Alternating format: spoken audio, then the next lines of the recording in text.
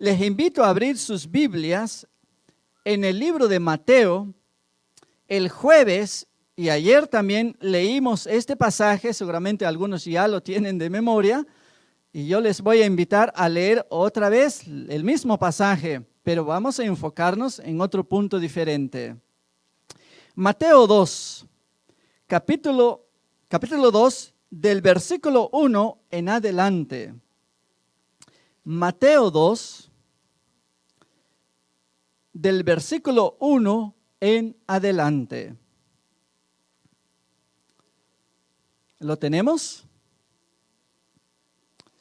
Muy bien. Sigan la lectura conmigo. Dice así: Cuando Jesús nació en Belén de Judea en días del rey Herodes, vinieron del oriente a Jerusalén unos magos, diciendo: ¿Dónde está el rey de los judíos que ha nacido? Porque su estrella hemos visto en el oriente y venimos ¿a qué? A adorarle. Oyendo esto, el rey Herodes se turbó y toda Jerusalén con él. Y convocados todos los principales sacerdotes y los escribas del pueblo, les preguntó dónde había de nacer el Cristo. Ellos le dijeron: en Belén de Judea, porque así está escrito por el profeta: y tú, Belén, de la tierra de Judá, no eres la más pequeña entre los príncipes de Judá, porque de ti saldrá un guiador que apacentará a mi pueblo Israel. Entonces Herodes, llamando en secreto a los magos, indagó de ellos diligentemente el tiempo de la aparición de la estrella, y enviándolos a Belén dijo: id allá y averiguad con diligencia acerca del niño, y cuando le halléis, hacédmelo saber, para que yo también vaya y le adore. Ellos, habiendo oído al rey, se fueron, y he aquí una vez más, la estrella que habían visto en el oriente iba delante de ellos, hasta que llegando, se detuvo sobre donde estaba el niño. Y al ver la estrella, se regocijaron con muy grande gozo. Y al entrar en la casa, vieron al niño con su madre María, y postrándose, lo adoraron, y abriendo sus tesoros, le ofrecieron presentes, oro, incienso y mirra. Pero siendo avisados por revelación en sueños que no volviesen a Herodes, regresaron a su tierra por otro camino. Y así termina esta primera parte de esta interesante historia del nacimiento de nuestro Salvador Jesús. Ahora, mis queridos hermanos, yo sé que es difícil, es imposible pasar por alto esta temporada porque, como decíamos, todo mundo habla de qué cosa en este mes. De la Navidad. ¿Y qué es la Navidad? Literalmente significa nacimiento.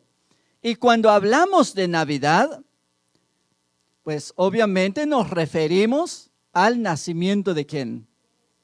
De Jesús. Ahora, ¿nació Jesús el 25 de diciembre? Claro que no. También, muchos creen que fueron 3 los reyes magos que vinieron del oriente. La Biblia no nos dice cuántos vinieron, ni cómo se llamaban. Ahora, todas esas tradiciones, hermanos, no hacen daño. Es irrelevante si se llamaron así, si Jesús nació el 25, si nació en diciembre, enero, febrero, marzo. No tiene relevancia, porque para nosotros los cristianos lo importante es que Jesús nació. Lo importante es que Jesús vino a este mundo a rescatarnos del pecado. ¿Qué diferencia si hubiese nacido en enero? No cambia nada. O si hubiese nacido el 15 de diciembre, no cambia nada. El hecho importante de la historia es que Cristo nació porque nos amó, nos amaba, y por eso vino a este mundo a rescatarnos. Así que, pero por supuesto, esto puede hacer daño cuando la mezclamos con la verdad y comenzamos entonces a adorar una fecha en especial en vez de adorar al niño Jesús, al rey que nació. En vez de adorar a Jesús, comenzamos a poner por encima de Jesús fechas, fiestas, en fin, tantas cosas que pueden sustituir el propósito del verdadero nacimiento de nuestro querido Jesús. Ahora, durante estas noches hemos estado hablando acerca de la importancia de su nacimiento, porque nació en un momento en que nosotros, como los seres humanos, estábamos perdidos en este mundo. Luego, el pueblo judío, que había sido conservado por Dios milagrosamente por cientos de años, porque de ahí vendría el Mesías, para que ellos anunciaran el nacimiento de Jesús. Pero Jesús nació, ni ellos supieron que Jesús había nacido. Entonces, mejor Dios se le aparece a gente extraña, gente extranjera, gente pagana, gente gentil, a quienes los judíos odiaban por no ser parte de su nación, de su religión, y a ellos se le aparece Dios. Y desde lejos, desde el oriente, vienen unas personas queriendo adorar a Jesús, a despertar el interés, la curiosidad de aquel pueblo quien debería haber anunciado de primero la venida de Jesús. Otros vienen a despertarlos espiritualmente. Eso es algo interesante. Ahora, mi tema de hoy se va a enfocar en las reacciones de los personajes aquí cuando entraron en comunión con la verdad. De alguna manera, mis queridos hermanos, de alguno de esos grupos pertenecemos nosotros. En algún momento Jesús se encuentra con nosotros y de alguna manera las reacciones de esos personajes son nuestras reacciones. Ahora, comencemos. Cuando estos extranjeros, gentiles, sabios del oriente vienen para adorar a Jesús. Ahora, lo más interesante de esto es de que ellos venían con un objetivo principal. ¿Cuál era el motivo de su viaje desde lejos? ¿A qué venían ellos? Dijeron, ¿dónde está el rey de los judíos que ha nacido? Porque nosotros hemos visto su estrella y hemos venido a adorarle. Este es el único objetivo, mis queridos hermanos, que debe mover cada persona para buscar a Jesús. Muchas personas pueden buscar a Dios con otros objetivos. Por ejemplo, el rey Herodes, cuando escuchó la noticia del nacimiento de Jesús, dijo, vayan y búsquenlo. Yo también quiero ir a adorar. ¿Pero realmente quería adorar a Jesús el rey Herodes? No, él quería matarlo. Él se ofendió por el hecho de saber de que había otro rey, de que un nuevo rey había nacido. Y se preguntó, ¿cómo que ha nacido otro rey si yo soy el rey de los judíos? Entonces su reacción fue de odio, fue de envidia al hecho de saber que Jesús había nacido. Esta reacción, mis queridos hermanos, puede ser la reacción de mucha gente.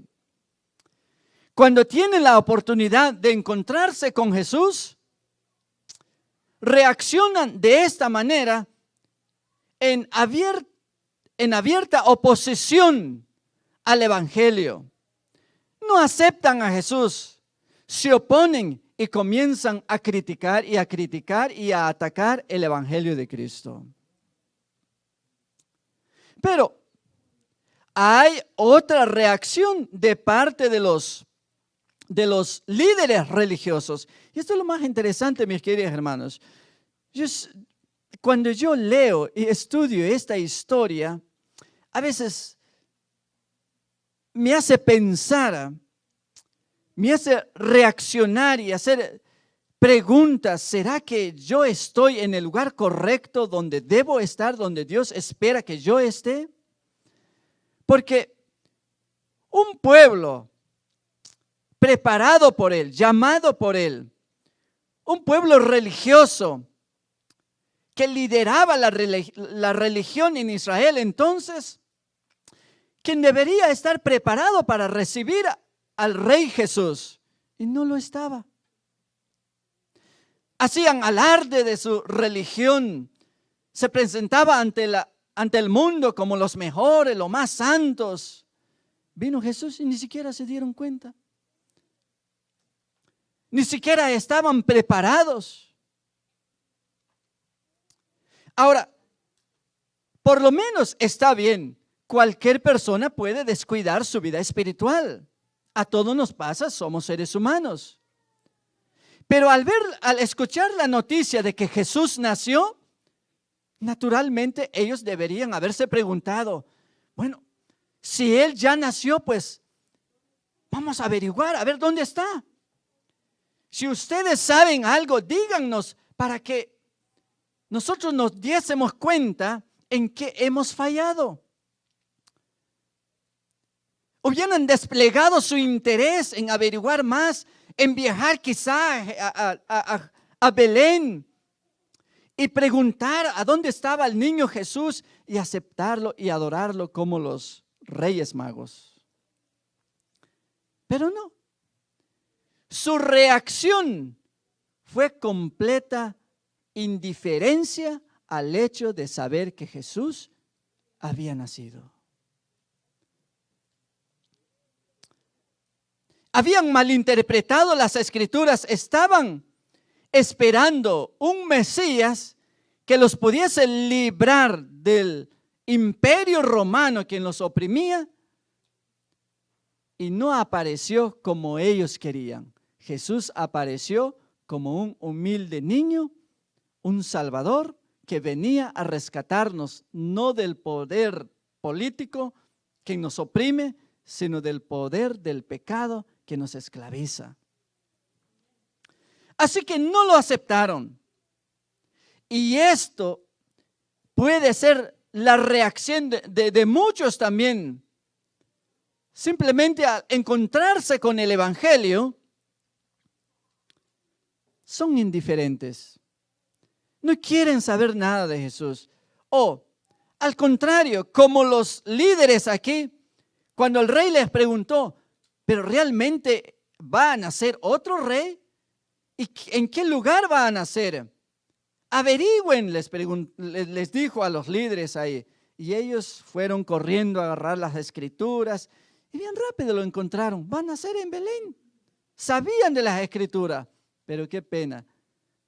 Ahora, esto es lo interesante. ¿Será posible conocer mucho de la Biblia y no conocer a Jesús?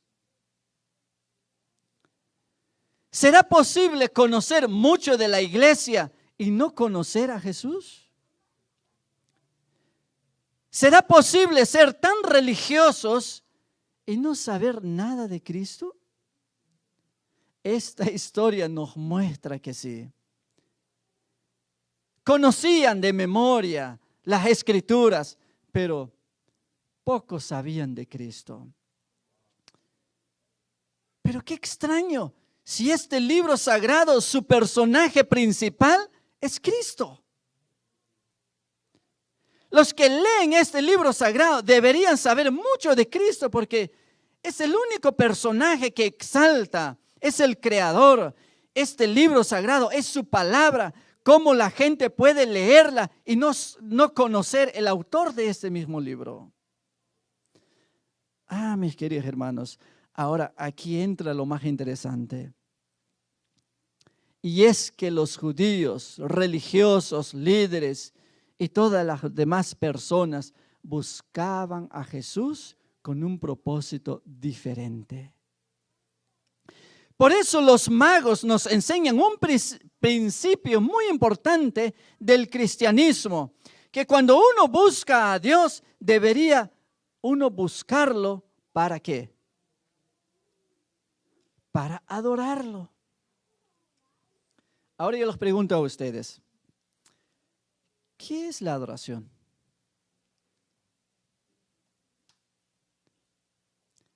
Sean sinceros, miren, yo hago las preguntas así, no para saber a ver quién sabe más, quién no sabe, no. Me interesa saber cuando ustedes, a alguien se les pregunta afuera, porque los ven a ustedes bien arregladitos, con la Biblia en la mano, y alguien les pregunta, ¿a dónde van? Y naturalmente, pues vamos a la iglesia a adorar. Bien, ¿y qué es adorar? ¿Cuál es tu respuesta?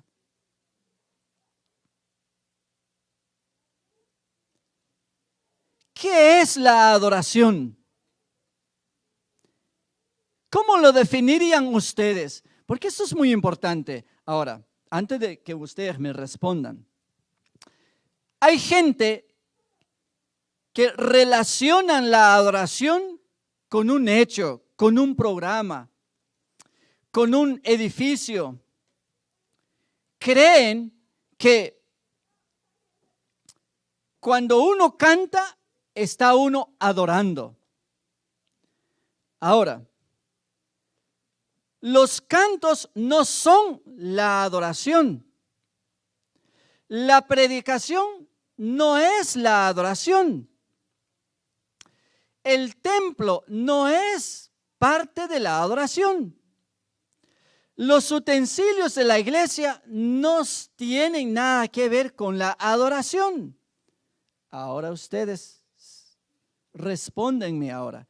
¿Qué es entonces la adoración? Alguien dice aquí, reconocer quién es el Salvador Jesús. ¿Alguien más tiene otra opinión diferente? Usted dice, voy a ir a la iglesia, voy a adorar. Y la persona te pregunta, ¿y qué es adorar? ¿Cómo le respondes? Aquí dicen una inclinación al corazón o entregarlo a Dios.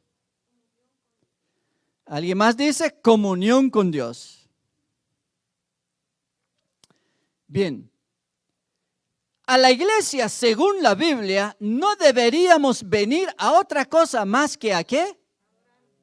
A adorar. Bien. Ahora, el ejemplo de la adoración la encontramos descrita tan clara en los magos quienes vinieron de lejos sin saber nada de Dios, sin que hayan recibido algún estudio de los judíos, cómo se adora, qué se lleva para adorar, a qué hora hay que adorar. Vinieron y nos enseñan a nosotros cómo adorar. Pero antes de eso, una mujer samaritana hizo la misma pregunta. Tuvo un encuentro con Jesús. Y mientras platicaba y reconoció que Jesús era el Mesías, y le dice, me parece que tú eres profeta, le dice la mujer samaritana a Jesús. Claro que soy yo, dijo Jesús, el profeta que había de venir, el Mesías. Bueno, dice la mujer, nuestros padres nos enseñaron que habría que venir a este monte para adorar. Y ustedes los judíos dicen que hay que ir a Jerusalén para adorar. Y mi confusión es, ¿a dónde? ¿En el monte o allá en Jerusalén? ¿A dónde tenemos que adorar? ¿Quiénes son los que están en la verdad? ¿Los del monte o los de Jerusalén? Es la misma confusión que existe hoy en día. Usted sale en el mundo cristiano afuera y cada quien va a defender su iglesia y le pregunta, oye, ¿y a dónde me recomendaría usted adorar a Dios ya que no sé nada de iglesia? No, pues véngase a mi iglesia, aquí tenemos la verdad. Estos están equivocados, los otros están perdidos más que no sé quién. Véngase con nosotros, aquí está la verdad. Ahora, mis queridos hermanos, y Jesús aclaró este punto. Mire, le dice a esta mujer, ni aquí ni allá. Viene la hora, dice, en que los adoradores adorarán al Padre en espíritu y en verdad. Porque también dijo Jesús, a tales adoradores busca mi Padre que les adore. Ahora, ustedes van entendiendo que la adoración no tiene nada que ver con el lugar, no tiene nada que ver con el edificio, no tiene nada que ver con la doctrina. Tiene que ver más con el corazón. Ahora, otra pregunta. ¿Y qué es eso de adorar en espíritu y en verdad?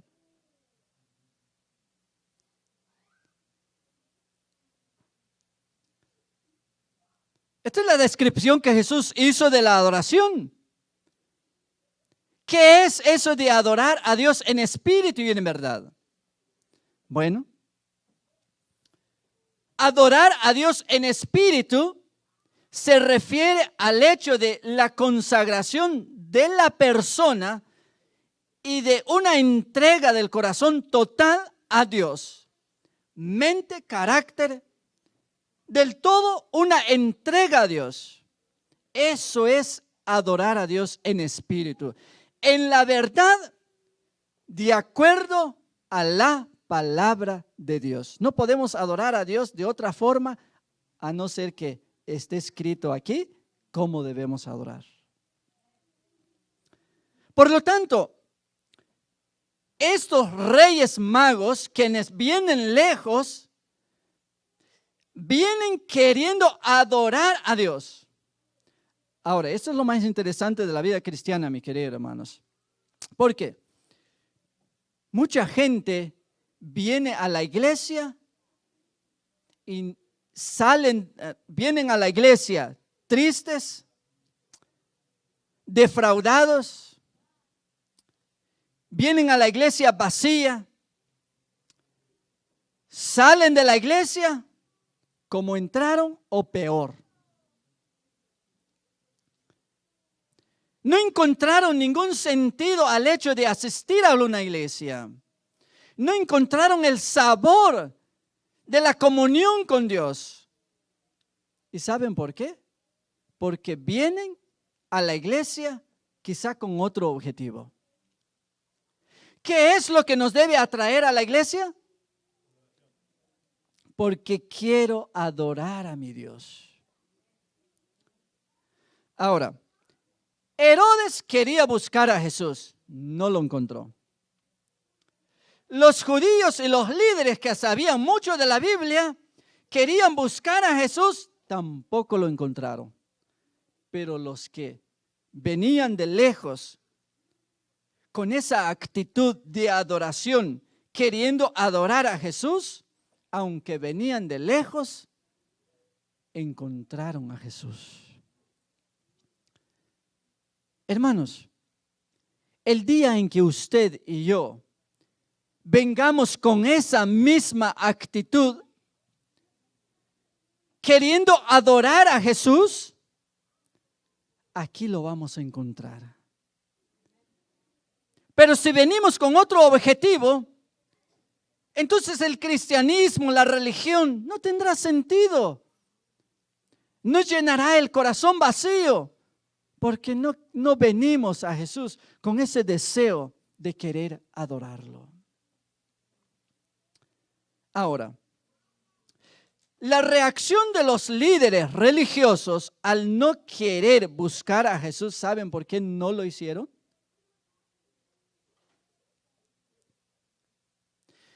por miedo a Herodes.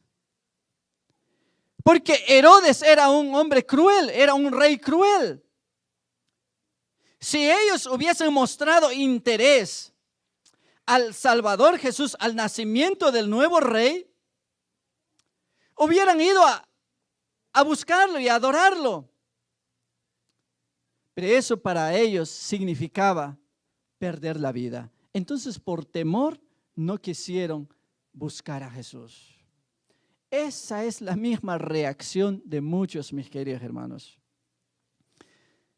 Cuando uno se encuentra con Jesús, sabemos dónde está, sabemos cómo buscarlo, sabemos que es la solución para nuestros problemas. Pero entonces surge el miedo de ese Herodes que puede ser el trabajo. Surge el miedo de ese Herodes que puede ser el compañero, que se va a burlar de nosotros. Surge el temor a ese Herodes que puede ser la incertidumbre. ¿Qué va a ser de mí si dejo mi trabajo por amor a Cristo? Entonces, simplemente nos mostramos indiferentes al Evangelio. No es que no sepamos, no es que no conocemos el camino, simplemente el miedo se apodera de nosotros. Pero ahora, mis queridos hermanos, miren la buena noticia del Evangelio. José y María eran pobres, ya lo sabemos. María, cuando recibe el anuncio del nacimiento del Mesías, ella se entrega y le dice al ángel: hágase de tu sierva lo que te parece bien. Así que dejó su vida, su futuro en las manos de Dios. ¿Saben una cosa, mis queridos hermanos? Dios el Padre confió a su Hijo en manos de esta pareja, pobre, sin dinero, sin educación. Pero aún así, no sabiendo qué iban a hacer con el niño, cómo lo iban a educar, cómo lo iban a cuidar, a dónde lo iban a llevar para salvarlo. Pero así, confiando en que Dios proveería para su futuro, así se entregaron en las manos de Dios. Y miren cómo Dios obra de manera maravillosa. Estos hombres que vienen de lejos, ¿qué traían? Traían oro, eran hombres ricos. Traían presentes, mucho dinero traían. Me imagino traían un cofre de oro. Y cuando vinieron y se encontraron con Jesús, en un acto de adoración, se entregaron alma, mente y cuerpo a Dios, pero no se reservaron nada para sí. Aún entregaron sus posesiones, porque esa es la adoración. No es como aquel hombre que dice que finalmente lo convencieron para que se bautizara. Y a la hora de que el pastor lo sumergía en el agua, levantó la mano, sacó la mano del agua. Oye, espera un poco, pero yo tengo que bautizarte el cuerpo entero en el agua. Y el hombre, ¿qué creen que respondió? Pastor, yo estoy listo para perdonarme, pero mi billetera todavía no. Y lo sacó fuera del agua. Estos sabios, en un acto de adoración, se entregaron alma y cuerpo, y sus posesiones también lo dedicaron a Dios. Ahora, cuando José y María, que no sabían ni cómo iban a sostenerse con el niño Jesús, Dios desde 3 meses, 6 meses antes estaba trabajando con unas personas paganas, gentiles, desde lejos, hombres ricos, tocando sus corazones para que se rindieran a Jesús, entregaran sus vidas y sus bienes al Señor y se trajeran lo que traían para ofrecerlo al Señor Jesús. Y miren, ese regalo, todo ese dinero que trajeron a José y María, eso fue lo que usaron para sostener al Señor Jesús durante su viaje a Egipto, durante su estadía allá y durante su regreso, y no sé para cuánto tiempo más les duró el dinero.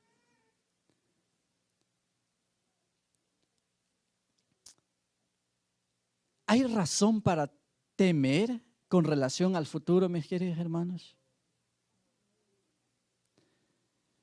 No deberíamos. Hay una escritora llamada Elena de White que escribió una frase que me gusta mucho, que dice: Dios tiene miles de maneras para proveerle para sus hijos. Maneras en las que usted jamás se imagina. En el momento extremo de la necesidad, Dios te va a proveer. Porque Él no nació simplemente para salvarte de los pecados. También nació para proveerte, para asegurar tu futuro, para que seas feliz en esta tierra. Y de la manera que menos esperas, Él te hará llegar lo que tú necesitas. Solamente lo que Él espera de ti es que confíes en Él. Elías ni siquiera tenía idea de que iba a vivir en el desierto. Y miren, de la manera más extraña, usando unos animalitos, unos pajaritos llamados cuervos, los más egoístas según los que estudian la vida de los animales. Y Elías los vio volar de cerca, trayendo ¿qué cosa? Trayendo puros whoppers, tortillas o pupusas, diríamos hoy en día, tamales, en una bolsita, y le proveyeron de comer a aquel hombre que necesitaba comida en el desierto. Aquel que tenía miedo del futuro, Dios le dice: vaya y una viuda pobre te va a sostener por 3 años y medio. Aquella viuda que pensaba que todo lo que le quedaba era la confianza en Dios, pero era todo lo que necesitaba. Más que suficiente. Le dice al profeta: mira, ya no tenemos el último pan. Al comerlo, nos dejaremos morir. Pero Elías le dice: ese jarrito de aceite, esa poquita maseca que te queda por ahí, se va a multiplicar y no va a escasear hasta que pasen los 3 años de hambruna en la nación. Y así sucedió. Aquel pueblo que salió de Egipto y no sabían qué iban a comer en el desierto, del cielo Él hizo caer pan, maná, y ninguno murió de hambre. Nosotros nos estamos muriendo por falta de confianza en Dios. Dios está más que dispuesto a proveernos para nuestras necesidades. Todo lo que Él quiere es que confiemos en Él. ¿Qué se imaginaba José de que hombres ricos de otra nación le traerían dinero para sostenerse? Hoy, si Dios quisiera, debajo de tu casa puede salir petróleo para hacerte rico. ¿Por qué no? Si Él tiene el poder para sostenerte, entonces ¿por qué tenemos miedo de entregar la vida a Él, de consagrar la vida a Él? Y al venir a adorar a Jesús, y a veces lo adoramos parcialmente, no como lo hicieron los magos. ¿Saben una cosa, mis queridos hermanos? Las ofrendas y los diezmos son parte de la adoración, no es un invento del ser humano. En una iglesia, ningún líder debería pararse en el púlpito para pedir dinero diciendo que estamos escasos de recursos, hermanos, suelten, no sean codos. Porque aquel que busca a Dios y se entrega con el corazón, viene no con las manos vacías, porque reconoce que Dios es el dueño de todo y él lo que tiene, Dios le ha proveído y no es dueño de nada. Y Dios, mientras nos entregamos y entregamos lo que somos, no solamente es el dinero, nuestros talentos, nuestros recursos, nuestro tiempo, todo lo que somos y tenemos, Él espera que lo devolvamos a Él. Y Él, de forma abundante, Él nos lo devolverá. Pero no nos entregamos a Él, no lo buscamos, no damos lo que damos a Él para que Él nos dé más, porque no es así como funciona. Sino que cada adorador que viene con el corazón dispuesto a adorarle a Él, viene a entregar su corazón, no se reservará nada de sí ni de lo que tiene y se lo consagrará a Dios mismo. ¿Saben una cosa, mis queridos hermanos? Yo debo elogiarlos a ustedes porque yo me sorprendo cómo ustedes han respondido aquí en esta iglesia con relación a dinero. Y se lo digo de manera pública, ya que estamos terminando un año más de ministerio. Todo lo que ustedes ven en este templo, equipo y todo, es de ustedes, porque ustedes han hecho que esta iglesia sea una iglesia como está. Cuando les hemos pedido dinero para ayudar a otras personas, ustedes han respondido. Una familia en Guatemala, una pobre mujer, ustedes lo han visto, nos mandaron video, lo hemos pasado aquí, que no tenía casa donde vivir y recogimos una ofrenda acá y mandamos a construir la casita de esta pobre mujer que no tenía dónde refugiarse. Esa gente está agradecida gracias a la ofrenda de ustedes. Y esta debe ser la iglesia así. Porque Dios es el dueño de todo. Muchos tienen problemas cuando hablamos de dinero y de diezmo. No, es que la iglesia, los pastores, los líderes. Déjenme decirles, los magos trajeron sus presentes, su ofrenda.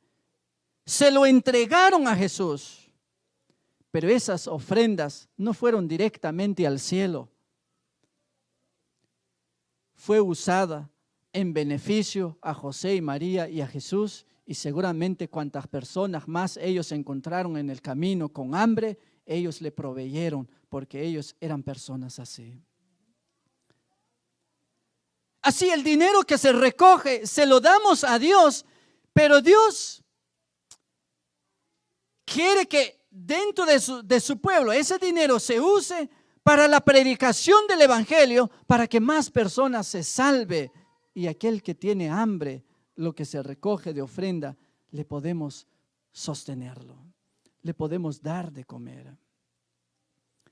Así debe ser la iglesia de Cristo, mis queridos hermanos. Y esta es la verdadera Navidad.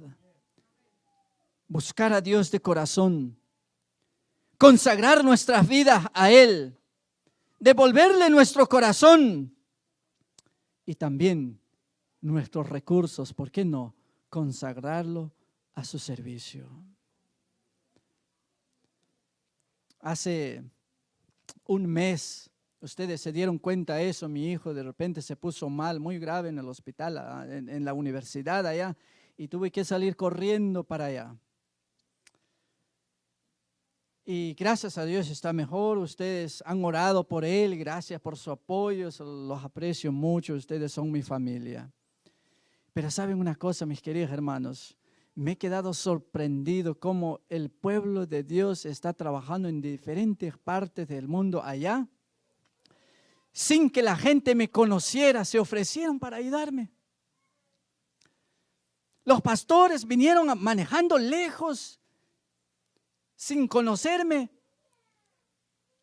para apoyarme y preguntarme: hermano, si necesitas algo, aquí estamos. Somos tu familia. Y hermanos quienes no tenían mucho, pero uno dijo: yo no tengo mucho dinero para traértelo,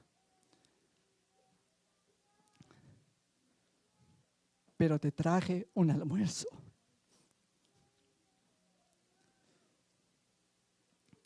¿Saben una cosa, mis queridos hermanos? Lo que uno hace para Dios, en cualquier momento Dios lo va a devolver de manera multiplicada. De repente usted conoce gente que no sabe ni quiénes son. De repente aparecen en tu vida enviados por Dios. Y muchos de ellos, la Biblia nos muestra y prueba que sin saberlo pueden ser ángeles. Ángeles sirviendo al pueblo de Dios. Por eso, mis queridos hermanos, a ese Dios maravilloso que yo conozco de Él, sé de Él y he leído de Él, acerca de Él en este libro sagrado, es un Dios vivo que le interesa tu bienestar, que le interesa tu felicidad, que Él está dispuesto a ayudarte, sea que no importa de dónde vengas, la situación que estás enfrentando ahora. Dios, gracias. Hay muchos que quizá piensan que porque vienen de otro lugar, de un país lejano, vienen a este país a sufrir soledad, a pasar hambre. Pero quiero decirles que mientras usted busca a Dios de corazón, como estos reyes quienes vinieron de lejos, Dios se va a encontrar contigo. Y cuando te encuentras con Él, Él hará maravillas en tu vida. Porque es un Dios que no se queda en las páginas de la Biblia. Es un Dios que sale de las páginas de la Biblia para actuar, interactuar en tu vida.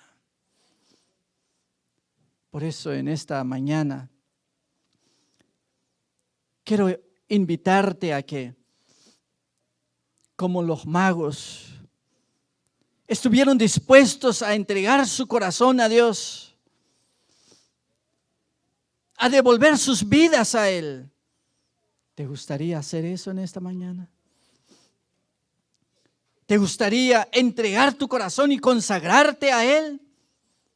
Cuando lo hagas, Él se dejará encontrar en tu camino.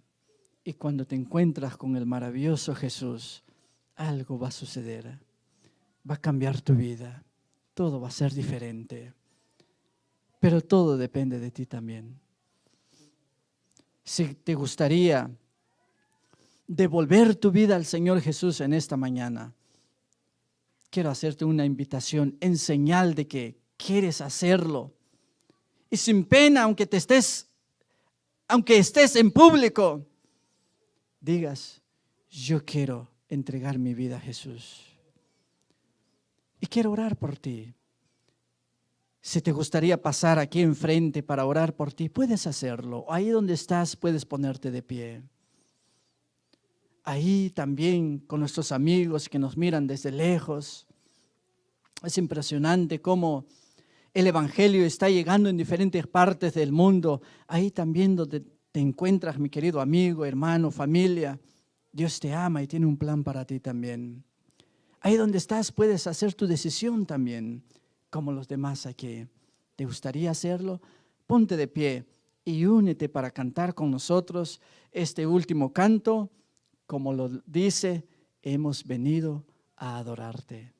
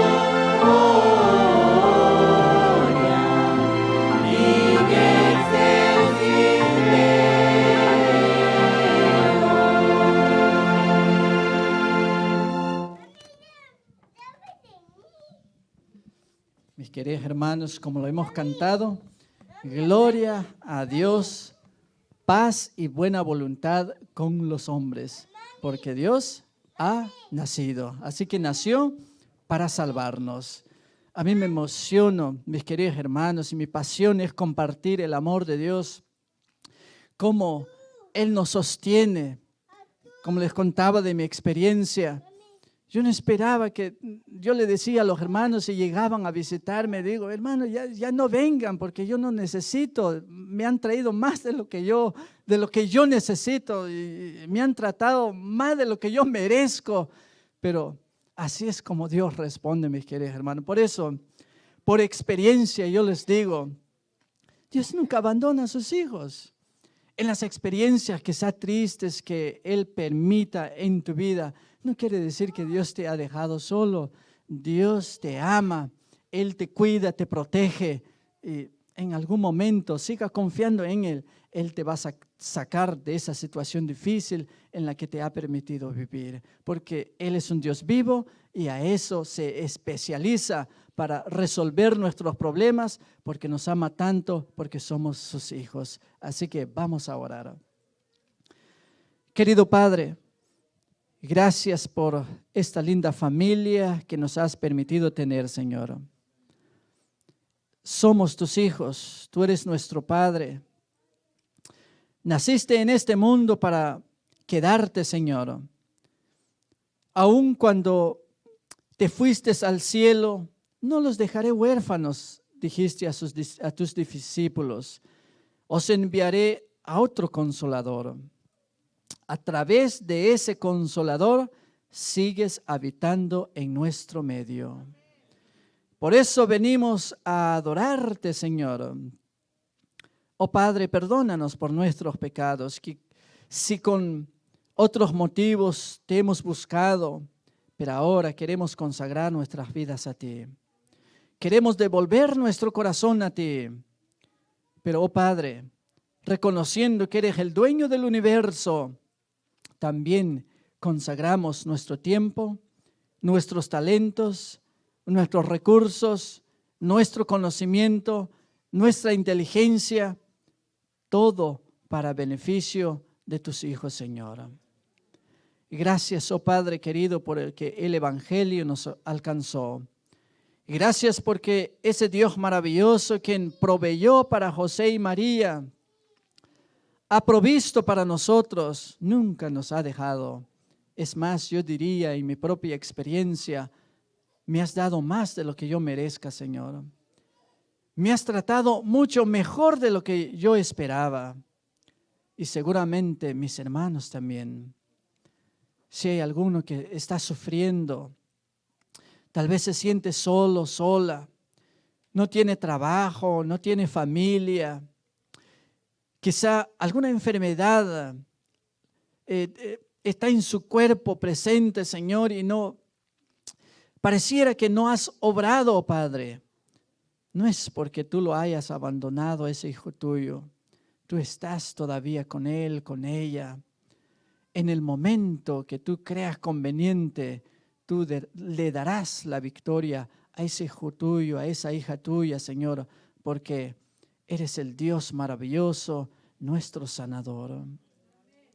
Pero antes que eso, Señor, cúranos de la maldición del pecado. El pecado es lo que ha causado tanta desgracia en el mundo y al apartarnos de ti sufrimos, Señor.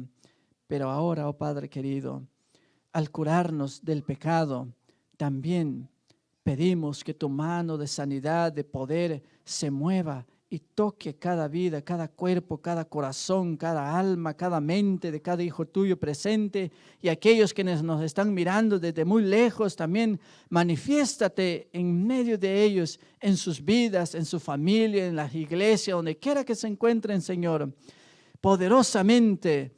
Y así te manifiestas en forma de sanidad, en forma de abundantes provisiones para que tus hijos sepan que no están solos, oh querido Padre. Gracias por la bendición de este pueblo. Gracias por ser parte de tu gran pueblo en el mundo. Gracias por ser nuestro Dios. Gracias por ser nuestro Padre, nuestro amigo, nuestro hermano, nuestro Salvador. Gracias, oh Padre querido, porque tu presencia nos acompaña siempre y porque te has manifestado en este lugar para perdonar nuestros pecados. Ahora saldremos contentos y felices al haber tenido un encuentro con Jesús y para terminar este día felices porque Jesús está con nosotros. Nunca más estaremos solos, oh querido Padre, porque tus ángeles siempre nos acompañan. Y gracias por todo. En el nombre maravilloso de nuestro querido Salvador Jesús, a quien sea la honra y la gloria desde hoy y para siempre, lo pedimos, lo agradecemos. Amén. Amén. Un feliz sábado para todos. Que Dios les bendiga.